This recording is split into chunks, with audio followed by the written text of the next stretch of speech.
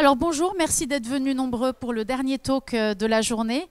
Alors c'est particulièrement excitant parce que nous invitons, pour la deuxième fois de suite, parce que Karine Roma, qui est la directrice de l'espace Jacques Villeglé à Saint-Gratien, travaille très souvent avec des artistes qui sont à la lisière de la bande dessinée et du dessin contemporain, du dessin expérimental, qui ont une pratique très très libre. C'est vraiment, je pense, ce qui caractérise ton profil comme curatrice. Et donc c'est vraiment un honneur d'accueillir Karine Roma à nouveau, qui va être la modératrice de l'entretien avec Hélène Usdin, dont vous pouvez voir le travail, le dessin à la galerie Barbier. Barbier. Je fais souvent des échanges de galeries de BD, je ne sais pas pourquoi, mais là c'était bon. À la galerie Barbier au niveau 0. Donc je vous invite à y aller si vous n'y êtes pas allé encore. Et donc Hélène Usdin, c'est un plaisir de l'accueillir aussi parce que voilà, parcours extrêmement intéressant, autrice, dessinatrice, qui est passée par plein de médiums différents et qui est à l'aise dans tous, mais c'est à l'occasion justement de son travail et de son exposition à l'espace Jacques Villeglé qu'elle est là, entre autres. Et donc je vous invite à commencer. Karine, lance-toi dans cet entretien qui s'annonce fascinant. Merci à toutes les deux d'être là. Alors bonjour. Alors on va, en quelques mots, je vais quand même commencer à expliquer d'abord comment on s'est rencontrés avec Hélène. On s'est rencontrés il y a 2-3 ans par l'intermédiaire de Cyril Bechemain et Cyril Pedrosa, une histoire de Cyril. Moi j'étais en train de travailler sur le projet avec Cyril et voilà, on s'est rencontrés comme ça dans un resto, il me semble, et on a eu envie très vite de travailler ensemble. Si on fait cette rencontre aujourd'hui, effectivement, c'est parce que c'est autour. On a une expo en cours qui se termine d'ailleurs ce soir à Saint-Gratien. Cette expo, elle s'appelle Les Entrailles. Il y a quelques photos que vous allez pouvoir voir qui vont défiler. Et pour introduire cette rencontre, je vais parler un tout petit peu de ce projet d'exposition et ensuite Hélène se présentera et je poserai un certain nombre de questions. Donc l'exposition Les Entrailles, c'est donc une expo qui a commencé en février à Saint-Gratien. Et alors le projet Les Entrailles, il est lié à deux choses. L'espace Jacques Villeglé, depuis quelques années, propose des expos autour du dessin, et qui sont des expos de création uniquement. Donc Hélène, quand je l'ai rencontrée, elle était déjà en train de travailler et de réfléchir autour de cette thématique, des bouches de l'enfer, du chaos, de toutes ces thématiques-là. Et on a essayé de le rattacher au projet de Saint-Gratien, parce que depuis quelques années, je propose un projet qui s'appelle Inventaire, qui est un projet autour du dessin. Et le point de départ, c'est la ville de Saint-Gratien. Donc, il fallait essayer de trouver un moyen de rattacher le projet autour de Saint-Gratien et du travail en cours d'Hélène. Et on a réfléchi toutes les deux et on a fini par trouver une légende romaine. Alors cette légende romaine, je vous la raconte, ça se passe en 362 avant Jésus-Christ. Et il y a une personne qui s'appelle Marcus Curtius, qui pour sauver ses concitoyens, se sacrifie avec son cheval dans l'entrée des bouches la bouche de l'enfer. Et cette bouche de l'enfer à Rome, elle se trouve sous la place du Forum. Et pour la petite anecdote, l'espace Jacques Villeglé à Saint-Gratien, il est devant la place du Forum. Donc on s'est amusé avec cette légende toutes les deux. Et on a commencé à travailler sur ce projet. Alors Hélène a fait des dessins uniquement pour le lieu, pour ce projet, qui sont des dessins grand format dont on reparlera. Et ensuite, on a tricoté, et j'utilise ce terme de manière... vous comprendrez pourquoi. On a tricoté tout le lien avec des travaux précédents qui sont soit de la photographie, soit du dessin, soit toute une installation et du tricot. Alors, pour la petite histoire aussi, le tricot a été en partie mené en collaboration avec une association qui s'appelle La Laine et les Étoiles à Saint-Gratien. Et c'est des dames qui tricotent, dont c'est la passion. Et donc Hélène a envoyé des croquis et des propositions et elles ont tricoté pendant des mois. Je ne sais plus combien de temps, Hélène, plusieurs mois, ouais, quelques mois. Et donc dans l'expo, il y a à la fois des propositions tricotées par Hélène et des propositions tricotées par les dames de La Laine et les Étoiles. Voilà, donc ça c'est le projet qu'on a en ce moment à Saint-Gratien.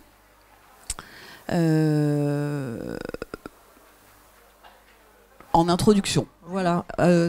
Donc, pour rebondir sur ce que dit Karine, bon, malheureusement, en fait, toute la présentation de l'exposition de Saint-Gratien, elle était au début et le diaporama, il a été lancé trop vite. Du coup, là, vous voyez d'autres trucs dont on va parler plus tard, mais bon, c'est pas très grave, on s'en fiche. Vous le verrez après et quand ça arrivera, je vous le dirai. Voilà. Mais donc, moi, ce qui m'a super intéressée avec Karine, en fait, c'est qu'elle est venue en me disant, bah voilà, t'as un espace de 250 mètres carrés et tu fais absolument ce que tu veux. Elle avait vu un projet que j'avais fait avec le 104, qui était une installation. J'avais travaillé pendant un an avec une classe de CM2, et on avait travaillé sur des véhicules imaginaires pour le Grand Paris Express. Et le résultat était effectivement des grands wagons qu'on avait fabriqués avec des patchwork à partir des dessins des enfants, du tricot et tout ça. Et je pense que Karine, en fait, elle était hyper friande de choses comme ça, un peu plus multimédia, même si c'était une résidence de dessin, en fait. L'idée, c'était vraiment d'ouvrir à plusieurs disciplines. Et donc ça m'a parlé aussi parce que c'est vraiment la façon que j'ai de travailler depuis maintenant 30 ans. Merde, non, un peu moins, 25. Et en fait, j'ai commencé. Bon, je parle de mon parcours ou pas ? Ouais. Ce qu'on va faire, c'est qu'on va revenir sur tout le parcours de Hélène pour que quand même vous puissiez en plus comprendre pourquoi on a fait ces choix-là et ce qui apparaît sur l'écran. Et ensuite, quand tu auras fait un petit truc de ton parcours, on reviendra dessus. Donc en fait, je suis parisienne, je suis née à Paris, j'ai fait les arts déco à Paris, une classe préparatoire à Penningen. J'ai pas mal de mes amis des arts déco qui sont là, donc je les adore, merci d'être venus. Et donc voilà, c'est là l'expo Saint-Gratien, donc comme vous pouvez voir, il y a vraiment des mélanges de médias, ça c'est des grands formats que j'ai fait spécialement pour l'exposition. Et qui sont liés en fait à la ville de Saint-Gratien. Les grands formats, en fait, vraiment, ils sont liés à des bâtiments. Ça, c'est vraiment, en fait, c'est des photos que j'ai fait sur place pour m'inspirer en fait de lieux, du bowling, de l'arrêt de bus, et essayer de commencer à raconter des histoires autour de lieux. Donc là, pareil, la place du Forum. Et en fait, ça représente assez bien la façon que j'ai de travailler, que ce soit la photographie, le dessin, le tricot. C'est vraiment l'importance de raconter une histoire, peu importe le média en fait. Et donc en fait, après les arts déco, j'ai commencé à travailler un peu dans le cinéma en tant que peintre pour des décors. Et puis finalement, j'ai commencé à être illustratrice. Très vite, en fait, l'illustration, j'ai eu trop de commandes. J'avais vraiment plus qu'un travail de commande et j'ai commencé à plus m'y retrouver, en fait, à plus être libre pour travailler. Et c'est là où j'ai commencé à faire de la photographie pour essayer de trouver un nouvel espace de création où j'étais complètement libre, sans commande et pour juste pouvoir expérimenter. Et puis du coup, la photo a commencé à prendre beaucoup plus de place pendant une quinzaine d'années. Vraiment, j'ai fait plus que ça. Jusqu'à effectivement arriver à un moment où, pareil, ça a commencé à être vraiment plus que des commandes et donc plus de liberté. Et du coup, en 2017-2018, je me suis remis au dessin et ça a été par le biais de la bande dessinée. Et donc, suite à ça, j'ai sorti une première bande dessinée en 2021 qui finalement a bien marché. Et du coup, là, j'en ai écrit une seconde. Et je me suis plus maintenant focalisée sur le dessin. Et je réalise à quel point, en fait, je pense que c'est vraiment, c'est vraiment quelque chose c'est mon médium de prédilection, en fait. Alors, je rebondis sur une chose dont tu viens de parler et dont on a pas mal parlé, c'est les contraintes. Donc, on parlera des contraintes par rapport au geste et par rapport au dessin tout à l'heure, mais peut-être tu peux nous dire ce que tu as trouvé dans le dessin et notamment dans la réalisation de la bande dessinée, ta première. Qui t'a sorti des contraintes, notamment de la photo et des commandes de l'illustration. Alors en fait, justement, comme je me suis remis au dessin, mais par un biais très libre, puisque c'était pas une commande, j'avais une histoire que j'avais laissée un peu de côté une quinzaine d'années auparavant. Donc j'ai ressorti cette histoire que j'ai commencé à vraiment réécrire, à redessiner en storyboard, mais tout ça lors de voyages et entrecoupé de commandes photos que j'avais en fait. Et c'était vraiment mon espace de liberté. Et là aussi, j'ai réalisé à quel point le dessin, en fait, finalement, c'est autant un refuge, c'est autant un moyen d'aller me mettre dans ma tête et de m'extraire du monde extérieur, mais c'est aussi autant un moyen de communiquer, de rentrer en relation avec les autres, parce que c'est un moyen d'expression, en fait. Et c'est vrai que le dessin permet des choses que ni la parole, finalement, ni dans un sens la photographie me permet. C'est-à-dire qu'en fait, grâce à cette première bande dessinée, j'ai pu inventer des mondes, mettre en place des fables, juste grâce à mon crayon, en fait, que j'aurais pas pu, parce que j'aurais pas eu la production suffisante pour le faire en photographie ou pour le faire en film. Ouais. Est-ce que tu peux nous dire... Mais donc en tout cas, juste là, tous les dessins que vous voyez, il y a beaucoup de techniques différentes et ça fait aussi partie du dessin. C'est que du dessin, en fait. Le dessin, c'est vraiment le trait, en fait, et voilà, après... bon. La question c'était, est-ce que ta pratique de la photo, qu'est-ce qu'elle provoque sur ta pratique du dessin et peut-être que même, est-ce que le fait de t'être remis au dessin, ça change ta pratique puisque tu continues à faire de la photo? Oui, complètement. Parce qu'en fait, du coup, clairement, en fait, grâce à la photographie, j'ai été invitée dans différentes villes pour faire des expositions et même publier des livres de photos, donc notamment à Détroit. Et en fait, par ce biais-là, j'ai fait énormément de photos de personnes à Détroit, mais aussi de paysages. Et c'est ce qui a inspiré cette prochaine bande dessinée qui s'appelle donc Détroit Roma, qui va sortir à l'automne prochain. Donc en fait la photographie, l'air de rien, elle s'est complètement immiscée dans mon dessin parce que je réalise aussi à quel point je m'inspire par les cadrages, par aussi l'endroit où je place ma caméra finalement. Et c'est des questions que je me posais pas quand j'ai commencé l'illustration, où j'étais plus aussi très rapidement portée vers des albums jeunesse ou de l'illustration d'articles.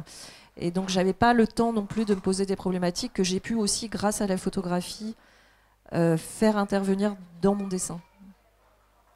Est-ce que tu veux présenter un tout petit peu Détroit? Parce qu'il est important ce projet. Donc, Détroit Roma, qui est donc un roman graphique que je fais en collaboration avec Joseph Siran. Donc, on a écrit l'histoire ensemble. On dessine à deux, parce que lui aussi dessine dans l'album.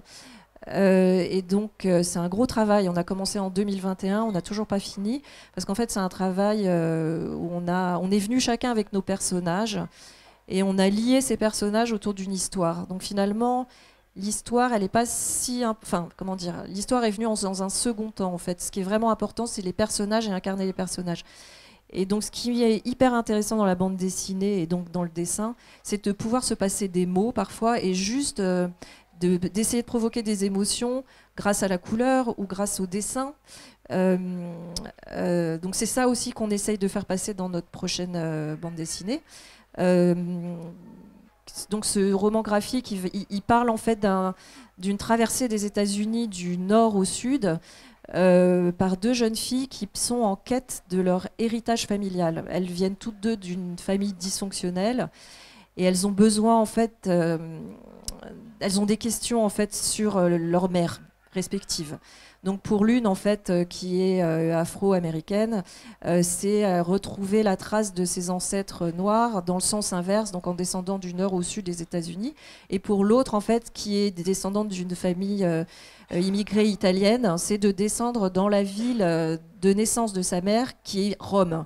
Sauf que c'est pas Rome en Italie, c'est Rome en Géorgie parce que comme vous le savez certainement aux États-Unis, il y a beaucoup de villes en fait qui ont des noms de capitales européennes et qui sont pourtant des substituts dignes de Disney en fait dans leur approche de l'héritage européen. Et donc en fait ces deux jeunes filles descendent, traversent les États-Unis du nord au sud et c'est une façon aussi pour nous de parler des États-Unis, de parler de Détroit qui est quand même une ville assez particulière, dans le fait qu'elle a eu des crises successives et qui finalement elle a réussi à renaître de ses cendres par d'autres biais. Peut-être que tu peux réintroduire le projet Détroit, pardon, je suis désolée, en photo. Oui, alors Détroit, en fait, je suis arrivée, la première fois que je suis allée à Détroit, c'était en 2014.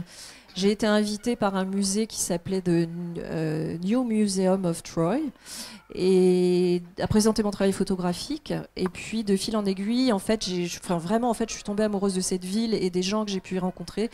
Donc, j'y suis retournée pratiquement chaque année jusqu'à rencontrer un mécène qui m'a proposé de faire un livre sur un quartier spécifique de Détroit. Et donc là, en fait, ça a été un vrai travail photographique de rencontrer les habitants, de les photographier dans leur lieu de vie, dans les maisons qui retapent, entourées de maisons complètement à plat. Et c'est ça, au départ, ma volonté de raconter cette histoire à Détroit dans cette prochaine bande dessinée. Et aussi l'intérêt de le placer en 2014, parce que la temporalité de la BD, c'est pas aujourd'hui, c'est en 2014. Et ce qui se passe, c'est qu'en 2014-2015, il y a eu un autre scandale qui a été révélé l'année suivante autour d'un scandale sanitaire autour de l'eau à Flint, qui est donc une ville au nord de Détroit. Et donc notre histoire se pose là-dessus. Mais comme dans René au bois dormant, pour ceux qui l'ont lu, c'est vraiment des couches successives. En fait, il n'y a pas ce qui nous intéresse dans cette bande dessinée avec Joseph et ce qui m'intéressait dans la première. C'est vraiment raconter des morceaux, quoi, et de laisser le lecteur reconstituer. En fait, tout est quand même vraiment sur l'émotion et sur les sensations, quoi. Ok.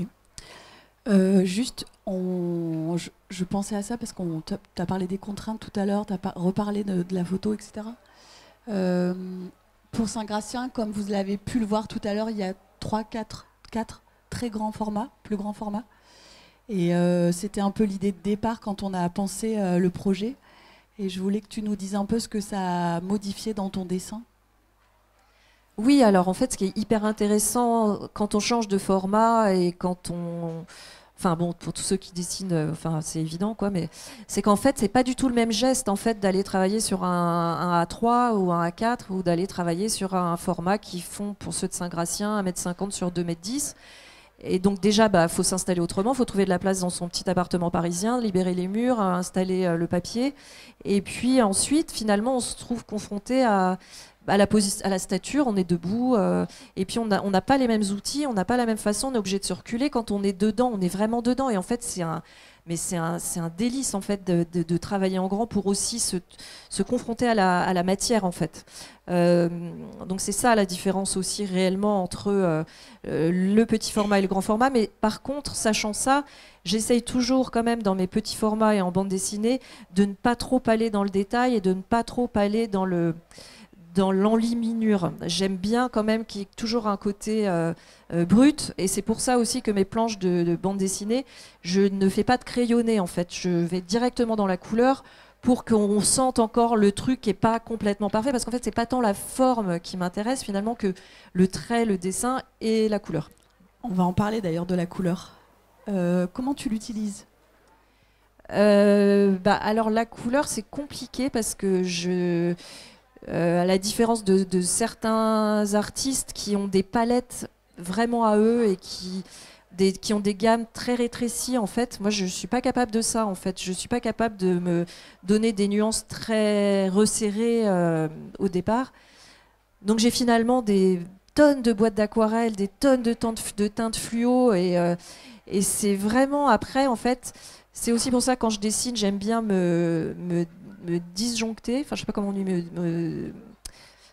en écoutant des livres audio, en écoutant pour ne pas penser et laisser vraiment l'instinct et l'intuition en fait prendre le dessus pour sortir la couleur, quoi. Et c'est vrai que du coup après c'est plus des rapports de couleurs, en fait. C'est vraiment comme ça que je travaille la couleur. C'est vraiment comme dirait Delaunay, en fait c'est vraiment une couleur en soi, c'est rien, en fait. C'est vraiment les couleurs qui sont autour de cette même couleur qui vont lui donner une présence. Ok. Oui, je voulais revenir sur... alors, je vais revenir un tout petit peu sur l'expo et ensuite on pourrait parler aussi de ce qui se passe au-dessus et ce que tu présentes dans la galerie Barbier. Par rapport à l'exposition à Saint-Gratien, on a parlé tout à l'heure du thème de départ, à savoir quand même on a beaucoup tourné autour des bouches de l'enfer, du chaos, des entrailles, et en fait il y a quand même clairement, pour les personnes qui ont vu l'expo et pour si vous voyez un peu les expos, il y a quelques références assez précises qui sont à la fois Bosch et Goya. Et peut-être que tu peux nous en parler un tout petit peu, et peut-être qu'on pourrait parler un petit peu de la création sonore et peut-être de la perf. Oui, alors après, c'est vrai que en fait, j'avais fait un travail en 2016-2017 autour de portraits d'adolescents sur lesquels je revenais peindre des parures m'inspirant de peintres classiques, enfin de la peinture. Donc effectivement, Goya, Bosch, Bruegel, Zaraga, enfin il y a vraiment toute une galerie, Autodix, une galerie de portraits qui sont que des peintres qui m'ont toujours inspirée. Et l'idée, c'était aussi de parler du chaos intérieur de ces adolescents qui passent, enfin voilà, qui ont un chaos intérieur, et essayer de l'extérioriser sur leur parure. Et donc en fait, l'idée à Saint-Gratien, c'était en partant de ce thème donc des entrailles de la Terre, c'était faire ressurgir ce thème du chaos, de l'apocalypse, en présentant cette série des habitants, donc, et en essayant de tirer aussi dans tous les travaux que j'avais fait précédemment des pièces qui pouvaient aussi se coller à ça, parce que c'est quand même des thèmes assez récurrents dans mon travail, parce que c'est vrai que je travaille souvent autour des contes, de la mythologie, des fables, et que les thèmes des cauchemars, des monstres sont aussi quelque chose quand même je pourrais pas vraiment expliquer pourquoi, mais qui m'attire. Donc en fait, partir du postulat de raconter une légende grecque où un homme se sacrifie pour sauver l'humanité en se jetant dans les entrailles de la terre, finalement ça résonnait quand même pas mal en moi, quoi. On n'a pas parlé des masques. Donc les masques, en fait, ça a commencé. Donc j'ai toujours tricoté, je tricote depuis toujours. C'est ma grand-mère qui m'a appris quand j'étais toute petite. Ma sœur qui est ici tricote aussi un peu. Elle est en train de faire un sublime pull à son copain qui est à côté. Et en fait, j'ai toujours tricoté. Mais ce que j'aime dans le tricot, c'est pas réaliser justement des choses que je vais pouvoir porter. Ce qui m'intéresse, c'est vraiment le travailler comme une sculpture, quoi. Et donc je ne tricote pas, je crochette. Ce qui est très différent parce qu'en fait, grâce au crochet, on peut vraiment aller dans tous les sens. C'est hyper libre en fait. Donc j'ai toujours fabriqué des parures. Je m'en suis beaucoup servi pour mes photographies en créant des costumes, etc. Mais donc les masques, ça a commencé surtout avec le confinement où j'étais à Bruxelles seule, parce que j'ai quitté Paris pendant 4 ans pour habiter à Bruxelles, et effectivement j'étais assez solitaire là-bas quand le confinement s'est mis en place puisque je ne connaissais pas grand monde. Et du coup j'avais demandé à mes amis de m'envoyer des autoportraits qu'ils avaient dessinés d'eux, et à partir de ces dessins j'en fabriquais des portraits. Et ensuite je posais moi-même avec ces masques en laine qui les représentaient. Et c'était une façon de tisser des liens avec eux alors qu'ils étaient loin. C'était un peu une blague au début, mais finalement, en fait, j'ai un peu continué. Et puis ensuite, j'ai eu une autre commande par un magazine suisse qui m'a proposé de faire un travail de masque. Et là, j'ai fabriqué des masques d'oiseaux, etc. Enfin voilà, c'est devenu un peu... D'ailleurs, tes masques partent après? Oui, ils vont être exposés à Landerneau, en Bretagne, en juin. Voilà, donc si vous avez raté l'expo de Saint-Gratien, ne ratez pas celle de Landerneau. Et du coup, oui, je l'ai dit. Ah oui, ici on disait qu'on voulait parler de l'expo qui est là-haut, voilà, à la galerie Barbier. Donc en fait, là, je suis dans un moment de mon travail où je suis effectivement entre deux bandes dessinées. Donc on avait fait une expo avec Barbier autour de René au Bois dormant, donc en 2021. Et donc avant la prochaine qui sera en 2026 autour de Détroit Roma. Louise et Jean-Baptiste donc de la galerie me disaient mais tu dois avoir des choses à montrer. J'étais là non, enfin je sais pas, voilà. Et en fait si finalement l'air de rien j'ai travaillé avec Métal Hurlant, j'ai fait quand même pas mal de petites histoires, j'ai fait aussi une petite bande dessinée pour The Drawer, donc vous pouvez retrouver aussi là-haut. Et puis en fait aussi des grands formats. Enfin, finalement, j'ai quand même pas mal de choses finalement. Et donc ce qu'on expose là-haut, c'est un peu un panorama de différentes techniques. Mais finalement, les thèmes se regroupent autour de ce titre qu'on a mis Secret Room et qui est un peu finalement comme une chambre noire de mes fantasmes ou de mes cauchemars, d'enfants martyrisés, de poupées maléfiques, de monstres bienveillants finalement. En fait, il y a comme ça des thèmes assez récurrents qui reviennent, les matelas. Voilà. Je ne saurais pas expliquer précisément, mais en tout cas, voilà, c'est là, quoi. Oui, alors le matelas, d'ailleurs, il y en a un à Saint-Gratien, au milieu de la salle. Et en fait, il est entouré d'une œuvre très, très, très grande, monumentale, dont tu peux peut-être nous parler parce qu'elle est très importante et en plus la performance a eu lieu autour. Donc en fait le matelas de Saint-Gratien, il y en a deux et c'est mes matelas chez moi. En fait j'ai dû m'en séparer de quelques-uns parce qu'à Bruxelles c'était très grand, donc j'avais vraiment une énorme pile de matelas. Là il m'en reste plus que deux, bon voilà. Mais c'est des matelas de laine, vous voyez, avec vraiment les boutons, enfin vraiment les beaux matelas, quoi. Et donc en fait j'ai eu une addiction à ces matelas. La première fois c'est très drôle, c'était au Contamine de Montjoie, donc enfin pour ceux qui connaissent François, ils verront la référence. Et en fait j'avais désossé les matelas là-bas et j'avais vu que c'était que des matelas de laine avec les rayures comme ça et je suis tombée en amour de ces matelas et c'est comme ça que j'ai fait cette série de photos. Voilà, ça tombait. Donc ça c'est au Contamine de Montjoie. Coup de bol, j'avais mon appareil photo avec moi et j'avais un masque, donc voilà, j'ai fait des photos comme ça. Donc ça a commencé comme ça, puis finalement les matelas ont commencé à complètement inonder tout mon travail de dessin, photo, etc. Et donc à Saint-Gratien, je trouvais que c'était hyper intéressant d'amener ce matelas aussi parce que on a fait une performance avec Paulina et Joseph, donc Joseph avec qui je fais la prochaine bande dessinée, mais qui est surtout compositeur et musicien, et qui a créé une création sonore en fait spécialement pour l'exposition. Et il s'est inspiré du Requiem de Mozart pour en faire une œuvre beaucoup plus contemporaine, mais qui finalement marchait pas mal avec le thème très morbide et très apocalyptique de notre exposition. Donc la performance de Paulina, je lui ai tricoté une robe qu'elle a détricotée en live en fait devant les 200 personnes qui étaient présentes au vernissage, donc c'était assez impressionnant pour elle. Et donc, pour nous aussi. Hein. Ouais. Et donc en fait cette performance a été filmée en direct et Joseph a passé cette vidéo dans un programme Touch Design pour ceux qui le connaissent qui permettent de transformer les images en live en direct. Et donc c'est maintenant cette performance qu'on peut voir projetée sur un très grand format de 4 mètres sur 3 sur tissu qui est en fait un montage de toutes ces peintures que j'avais faites sur les photos. Voilà. Qu'on a vu tout à l'heure et dont Bosch, Goya et tout un tas de références. Et là, vous voyez des masques. Donc là, à Détroit, par exemple. Ouais. Parce que du coup, à chaque fois que je vais quelque part, je peux pas. Là, au Mexique, que je sois en résidence ou en séjour ou quoi, je vais au premier magasin de dessin que je trouve, acheter du papier, du carton, de la laine, fabriquer des trucs, poser. En fait, c'est comme si j'avais un besoin irrépressible de dire je suis là, je suis passé là, je marque le truc. Enfin, voilà, chez moi, je suis incapable de jeter les choses. Je crois que j'ai besoin. J'ai les photographies de mon grand-père que personne ne voulait dans ma famille.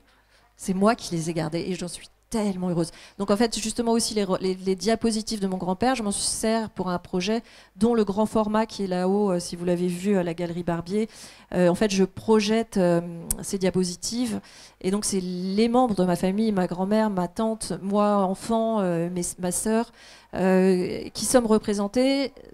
Donc il y a des éléments très réalistes, mais du coup anciens, des années 70, agrémentés de monstres, de thèmes floraux, de choses comme ça, quoi. Oui, c'est le grand format qui est là-haut. C'est le grand format qui est là-haut. Voilà. Une autre question, parce qu'on en a vu défiler. Tu peux nous parler un peu de ton travail autour de tes autoportraits ? Alors, les autoportraits, comme vous avez pu voir, j'en ai en photographie où je me suis amusée à me déguiser dans des célébrités masculines dont le choix a été fait uniquement par le fait qu'elles avaient toutes des cheveux blancs. En fait, je me suis amusée à me dire, mais en fait, c'est fou enfin, c'est fou, non, on le sait, bon, bref. En fait, on va sélectionner, cataloguer les femmes d'abord par leur aspect physique, puis par leur talent ou ce qu'elles font. Alors qu'un homme, ça ne viendrait pas du tout à l'esprit de d'abord parler de sa chevelure ou de son costume, à moins que ce soit, je sais pas, Jean-Paul Gaultier, donc qui fait de la mode, donc voilà. Et donc en fait, mon idée, c'était de me dire, ah bah je vais faire une série d'autoportraits, mais en choisissant que des hommes juste parce qu'ils ont les cheveux blancs, pas par leur talent. Donc du coup, bah, David Lynch, Einstein, Warhol, etc. Voilà. Et après, les autres autoportraits, la photographie, j'ai commencé à faire des autoportraits parce qu'en fait, comme j'appréhendais un nouveau médium et que je ne le connaissais pas et que j'étais beaucoup trop timide pour demander de l'aide, j'ai joué à tour de rôle le photographe et le modèle. Alors là, on parle des autoportraits en photo, mais régulièrement, il y a des autoportraits en dessin. Alors, les autoportraits en dessin, comme dans la page blanche, voilà, ça tombe bien. C'est une histoire pour Métal Hurlant, et en fait, comme c'est une histoire assez intimiste autour d'un auteur devant une phase, ça aussi, c'est les autoportraits des débuts des photos. Bah là aussi, voilà. Là, ça, c'était une série qu'on a fait avec un groupe de dessinateurs. On s'est donné un challenge pendant 3 mois de faire un autoportrait par jour et on se le partageait tous dans notre groupe. Et au bout de 3 mois, on s'est tous rencontrés. On était une 50aine, on se connaissait pas parce qu'on s'était tous rencontrés sur Instagram et on s'est tous montré les poses de portrait. Et on disait là, ah, je te reconnais, ah ouais, c'est toi. Et c'était mais dingue, en fait, c'était hyper drôle. Et en fait, c'est un exercice assez stimulant de se dessiner. Parce qu'en fait, quand on se dessine, on est obligé d'être super concentré, donc on a vraiment des tronches de gens super concentrés. Et le regard que les gens en ont, c'est que oh là là, qu'est-ce qu'elle a l'air sérieuse, quelle tronche elle fait, etc. Enfin, les commentaires, en fait, c'était assez marrant. Et en fait, c'est juste que pour dessiner, en fait, on a une tronche quand on dessine, on est ultra concentré, quoi. Mais en fait, en tout cas, oui, juste pour revenir au thème de l'autoportrait, c'est quelque chose en fait qui est quand même, qui a toujours existé quand on est un peintre ou un dessinateur. Et c'est surtout qu'en fait, c'est un outil qu'on a à portée de main, en fait. C'est très facile, quoi. Oui, donc c'était... Oui, ok. Il y a ça aussi. Un entraînement. Un entraînement. Oui, un entraînement. Et puis, oui, c'est ça, un entraînement. Ouais, complètement. Moi, je voulais revenir sur 2021 et ta première bande dessinée. Il me semble que c'est pas tout à fait courant de se mettre à faire de la bande dessinée après avoir un parcours quand même... notamment dans la photo, plus que conséquent. Donc, est-ce qu'il y a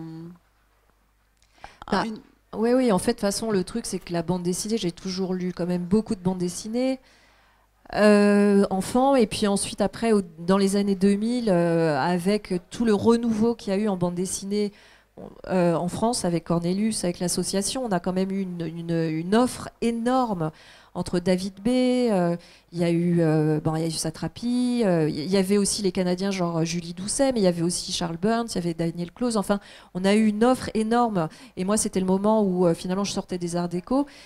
Et j'avais des idées d'histoire, mais en fait, je me sentais pas du tout à la hauteur. Et puis j'avais l'impression que j'avais pas vraiment de choses à raconter. Et je pense qu'en fait, j'ai eu besoin de ce parcours de 25 ans, en fait, d'accumuler des histoires, d'accumuler des expériences avant de me sentir les épaules, déjà de me libérer autant d'années de temps de travail, parce que c'est ça la bande dessinée quand même, de pouvoir travailler à long terme sur un projet, chose que je pense que j'étais pas capable avant, et aussi de choses à sortir, quoi, à raconter, quoi. Donc c'est pour ça que c'est venu à 50 ans en fait. Avec une temporalité qui est bien différente des projets...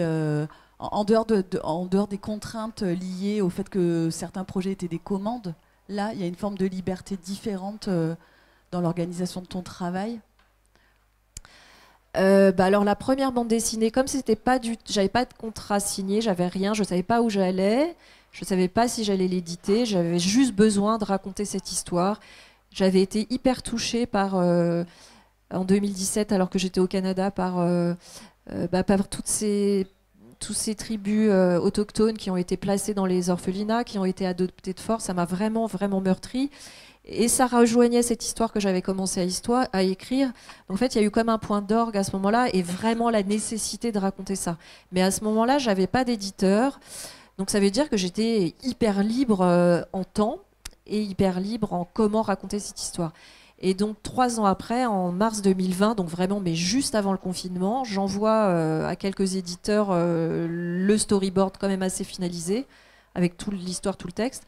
Et Sarbacane me répond le surlendemain en me disant qu'ils sont hyper intéressés. Donc on se rend compte, on signe le contrat et bing, le confinement arrive. Et donc en fait, mais heureusement quoi, parce qu'en fait j'ai eu finalement une énorme année, donc de mars 2020 à juillet 2021 pour vraiment ne faire que ça quoi. Il y avait quand même 270 pages, donc c'était nécessaire.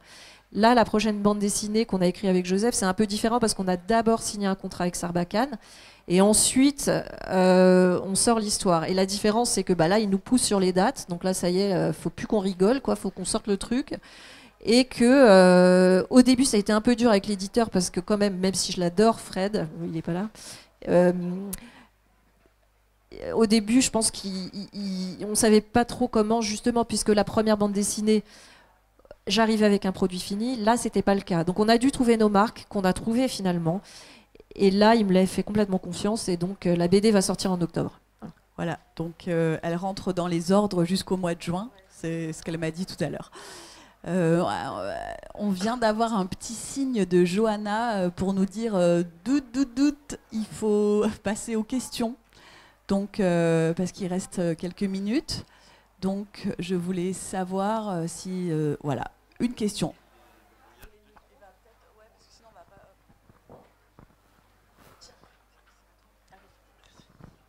Le voyage aux États-Unis, ça a duré longtemps?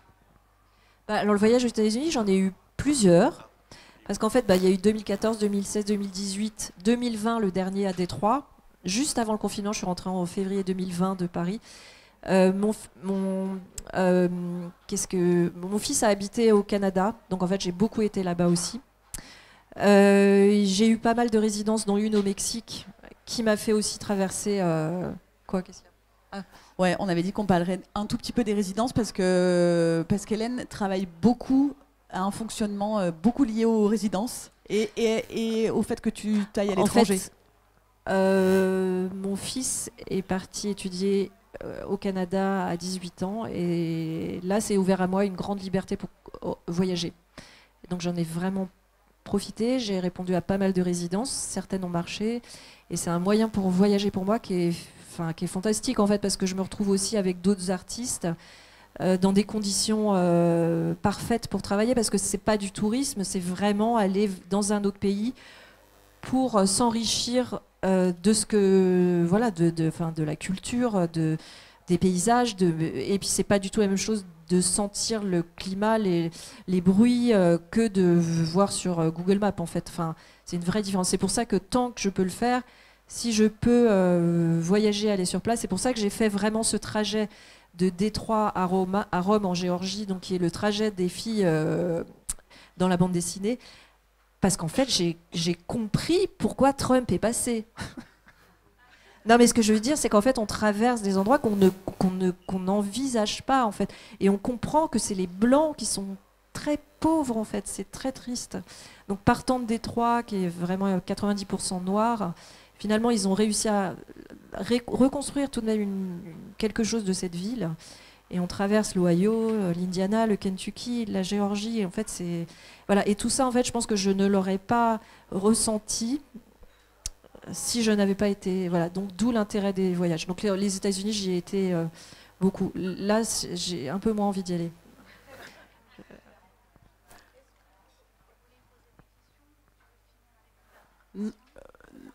Ouais, non, mais on a proposé aux gens, si vous avez des questions. Ou pas.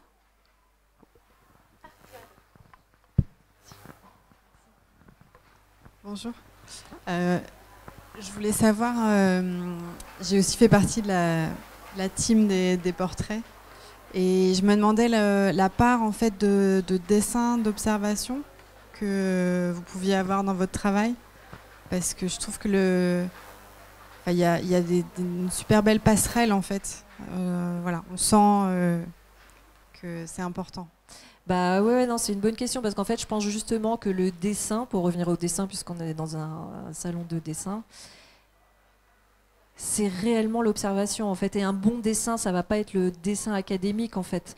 Finalement, le bon dessin, c'est celui qui va avoir chopé le trait juste Et donc quelqu'un qui ne dessine pas académiquement, mais qui va réussir par son observation à retranscrire une perspective, même si elle semble faussée, par exemple, d'un point de vue académique, c'est ce dessin qui sera juste, en fait. Donc l'observation, ça fait effectivement tout, je pense, oui. Donc oui, je fais beaucoup de...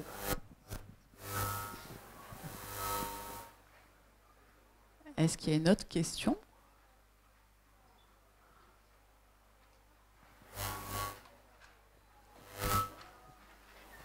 Alors moi, je voudrais savoir, est-ce que des fois, tu as l'impression qu'il n'y a pas du dessin dans ta tête ou pas une création est-ce que des fois, tu es en fait en off par rapport à...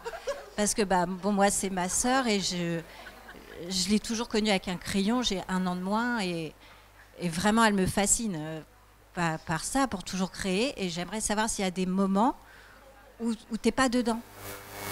Non.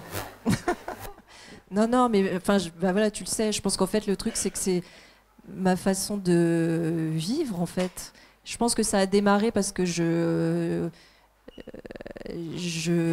j'avais peut-être une difficulté d'interaction avec les autres. Enfin, tu vois, j'étais hyper timide. J'étais peut-être pas, voilà. Et donc, ça a été mon moyen de rentrer en contact. Et puis, finalement, en fait. J'avais aussi, enfin, c'était aussi un moyen de me confronter au réel. Et en fait, non, en fait, je rêve, je vis avec mes rêves et je rêve de ce que je vais faire. Je me réveille le matin. Enfin, c'est énorme, en fait, mais c'est hyper, enfin, c'est jouissif à un point. En fait, je laisserai ça à personne. Enfin, j'espère que ça va durer encore toujours, quoi. Enfin. Alors, pour la petite anecdote, quand on était en plein montage de l'expo de Saint-Gratien, et il y a eu quelques péripéties quand même. Elle m'a parlé de plein de trucs, plein. C'est-à-dire que tiens, on pourrait faire ça, on pourrait faire ci, on pourrait penser à ça, etc. Et alors ouais, c'était tout le temps. Alors ce qui est très intéressant, c'est que quand même, il faut dire ça du travail d'Hélène, c'est que tout est lié en permanence. Et ça, c'est super impressionnant quand on a sorti toutes les œuvres et qu'on a commencé le montage. Évidemment, moi, je connaissais le travail, mais le fait d'avoir tout sous les yeux, les photos, les masques, etc., on voit le lien, on voit comment elle tricote d'une série à un autre, d'un médium à un autre. Et en même temps, elle fait pareil dans la construction de toutes ces réflexions et de tout ce vers quoi elle va chercher en permanence. Donc, c'est un tissage permanent et c'est super intéressant à observer. Oui, et juste ce que je voulais rajouter, c'est que je disais qu'enfant j'étais timide, j'arrivais pas trop à aller vers les autres, parler, etc. Mais finalement, le dessin me permet des rencontres, par exemple, comme avec Karine, et permet aussi d'autres travaux, parce qu'on a des idées maintenant de projets ensemble autour du tricot et de Goya, etc. Bon, là. Donc ce que je veux dire, en fait, c'est que finalement, le dessin, comme je vous disais au début, c'est un refuge. Vraiment, j'ai besoin de ça, de me mettre dans ma bulle. Mais en même temps, c'est aussi un moyen, quoi, de rencontrer, d'élargir et de faire de nouvelles rencontres, quoi. Ouais, vraiment. Et d'ailleurs, avec Hélène, un peu maintenant, mais au début, on s'est très peu parlé. D'ailleurs, tu m'as très peu parlé. On se parlait pas. On se parlait pas du tout. C'est pas ça. C'est-à-dire qu'on s'est très peu parlé de nous, à titre personnel, ce qui parfois est le cas avec d'autres artistes. Mais par contre, on a tout le temps parlé de projet à projet. Qu'est-ce que tu es en train de faire? Qu'est-ce que tu écris? Sur quel truc? Tu postules. D'ailleurs, quand elle postule à des résidences ou qu'elle a des retours, elle me le dit.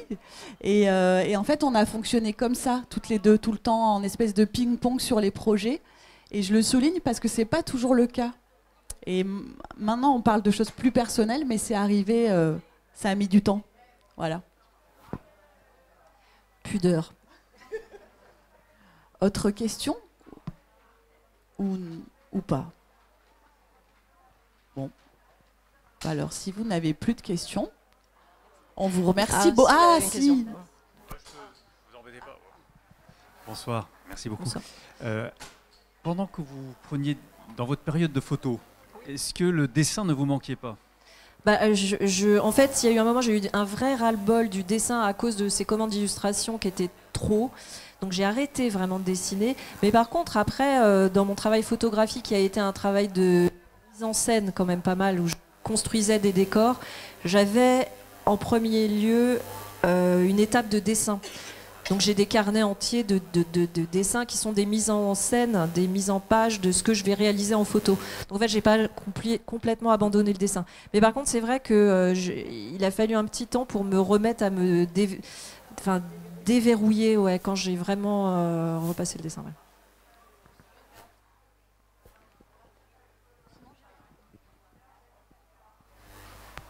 À Saint-Gratien, vous mentionnez la question genre. Est-ce que vous pouvez nous dire un peu là-dessus, parce que vous ne l'avez pas mentionné? Oui, alors c'est vrai qu'à Saint-Gratien, pour ceux qui ont vu l'expo, il y a des pièces comme la robe Clito, il y a effectivement, qu'est-ce qu'il y a comme autre pièce autour du genre il y a pas mal de nus, sur les planches de bande dessinée. En tout cas, c'est vrai qu'aussi la bande dessinée René au bois dormant questionne le genre. Pour moi, c'est vraiment un moyen de parler aussi de métamorphose, en fait. Les masques aussi. Les masques aussi. Ce qui m'intéresse dans la question du genre, c'est pas tant qu'est-ce qu'on attribue au genre féminin ou au genre masculin, mais c'est plus qu'est-ce qui appelle au féminin, qu'est-ce qui appelle au masculin, et comment le retranscrire symboliquement. Et en fait, je pense que c'est cette grande part symbolique qui m'intéresse de travailler. D'où cette robe clito qui en fait met en avant de façon complètement vulgaire et énorme un clito de femme, mais c'est une robe unisexe en fait. Mais l'idée c'est aussi de... c'est toujours créer des sensations, des émotions autour d'objets, je sais pas comment dire, ouais. En fait, voilà. Ce qui m'intéressait aussi dans René au bois dormant, par exemple, autour du genre, c'est tout ces tribus amérindiennes d'autochtones qui ont une culture de bisexualité, de bispiritualité, en fait, et qui n'ont pas de genre fixe avant d'arriver à un certain âge, et elles vont décider. La personne va décider par elle-même si elle est féminine ou masculine. C'est un choix, en fait. Et je trouve ça hyper intéressant parce que qu'est-ce que ça veut dire de décider qu'on est féminine ou masculine? Est-ce que c'est dans la perception qu'on a des choses? Et à mon avis, c'est ça, plus que une femme doit faire ci et ça, ou en tout cas dans l'éducation qu'on peut avoir autour du fait d'être élevée comme une petite fille ou d'être élevée autour d'un petit garçon. Je ne sais pas si j'ai répondu à la question. Est-ce qu'il y a une autre question? On est contraint par l'heure, voilà. Mais s'il y a une autre question, on peut encore... voilà. Non? Eh ben, on vous remercie vraiment d'être venu. Merci.